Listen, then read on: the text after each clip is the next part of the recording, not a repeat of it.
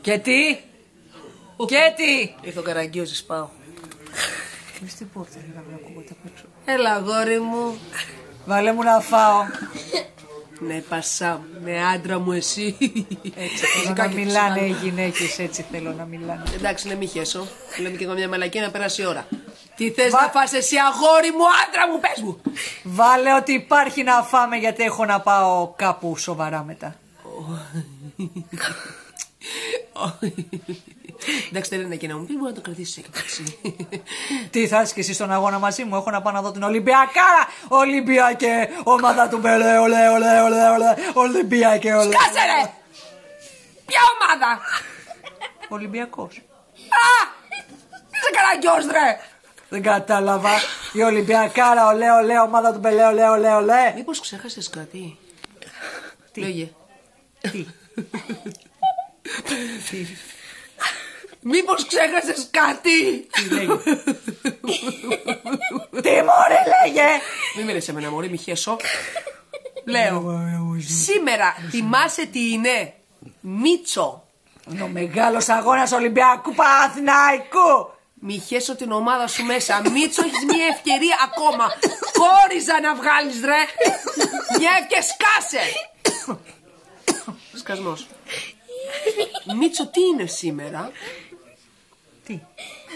Λέγε. Λέγε Μίτσο. Τι? Μη μου λες εμένα τι Μίτσο τι είναι σήμερα. Τι? Μήπως Μίτσο είναι η επέτειος των γάμων μας? Των δικών μας. Πόσους γάμους έχουμε κάνει?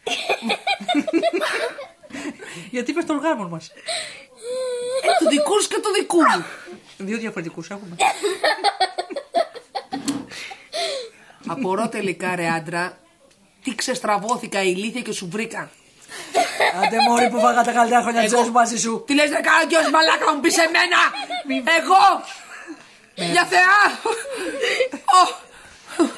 Που σου έχει πάει το κραγιό στα δόντια. Εμένα? Εσένα, γιατί εγώ δεν φοράω κραγιό, ξέρεις. Λοιπόν Μίτσο, αγώνα δεν πας. Εντάξει, πάω για ύπνο. Ούτε για ύπνο θα πας. Εντάξει, πάω για χέσιμο. Ούτε για χέσιμο θα πας. Να κλάσω, μπορώ να κλάσω.